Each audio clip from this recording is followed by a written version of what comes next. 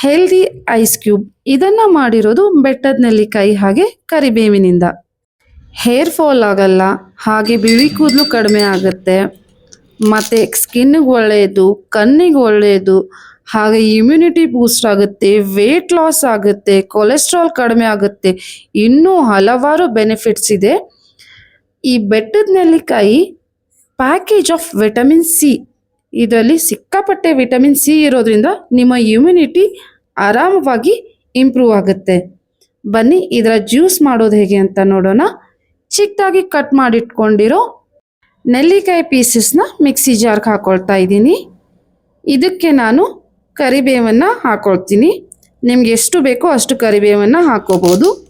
ಕರಿಬೇವು ಕೊಲೆಸ್ಟ್ರಾಲ್ನ ಕಡಿಮೆ ಮಾಡುತ್ತೆ, ಹಾಗೆ ಡೈಜೆಷನ್ ಕೂಡ ಇಂಪ್ರೂವ್ ಆಗುತ್ತೆ. ಇವಾಗ ಇದಕ್ಕೆ ಸ್ವಲ್ಪ ಶುಂಠಿನ ಹಾಕ್ಕೊಂಡು ನುಣ್ಣಗೆ ರುಬ್ಕೊಂಡ್ಬಿಡ್ತೀನಿ. ರುಬ್ಬಿರೋ ಪೇಸ್ಟ್ನ ಒಂದು ಬಟ್ಟೆ ಮೇಲೆ ಹಾಕಿಬಿಟ್ಟು ಇದರ ರಸನ ನೀಟಾಗಿ ಸಪ್ರೇಟ್ ಮಾಡ್ಕೊಂಡ್ಬಿಡ್ತೀನಿ. ನಮಗಿರೋ ಬ್ಯುಸಿ ಶೆಡ್ಯೂಲಲ್ಲಿ ಡೈಲಿ ಈ ರೀತಿ ಜ್ಯೂಸ್ನ ಮಾಡ್ಕೊಳ್ಳೋಕ್ಕಾಗಲ್ಲ.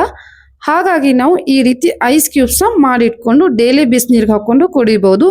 ಇವಾಗ ಈ ಜ್ಯೂಸ್ನ ನಾನು ಐಸ್ ಕ್ಯೂಬ್ ಟ್ರೇಗೆ ಹಾಕಿ ಇಟ್ಬಿಡ್ತೀನಿ.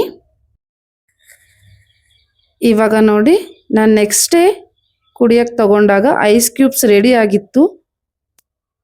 ನೋಡಿ, ಮೇಲ್ಗಡೆ ಎಲ್ಲ ನೆಲ್ಲಿಕಾಯಿ ಜ್ಯೂಸ್ ಕಲೆಕ್ಟ್ ಆಗಿದೆ, ಕೆಳಗಡೆ ಕರಿಬೇವಿಂದು ಗ್ರೀನ್ ಕಲರ್ ಜ್ಯೂಸ್ ಇದೆ. ನೋಡಿ, ಈ ರೀತಿ ಐಸ್ ಕ್ಯೂಬ್ಸ್ನ ಮಾಡ್ಕೊಂಡ್ಬಿಟ್ಟು ಒಂದು ಏರ್ ಟೈಟ್ ಕಂಟೈನರ್ನಲ್ಲಿ ಹಾಕಿ ಫ್ರೀಝರ್ನಲ್ಲಿ ಇಟ್ಬಿಡಿ. ಬೆಳಗ್ಗೆ ಇದನ್ನು ಈ ರೀತಿ ಗ್ಲಾಸಿಗೆ 2 ಕ್ಯೂಬ್ಸ್ನ ಹಾಕಿಬಿಟ್ಟು ಇದಕ್ಕೆ ಬಿಸಿನೀರನ್ನ ಹಾಕ್ಕೊಂಡು ಸ್ವಲ್ಪ ಉಪ್ಪು, ಪಿಂಕ್ ಸಾಲ್ಟನ್ನು ಹಾಕ್ಕೊಳ್ತಾ ಇದ್ದೀನಿ, ಹಾಗೆ ನಿಂಬೆಹಣ್ಣನ್ನು ಹಾಕ್ಕೊಂಡ್ಬಿಟ್ರೆ ಹೆಲ್ದಿ ಜ್ಯೂಸ್ ರೆಡಿ.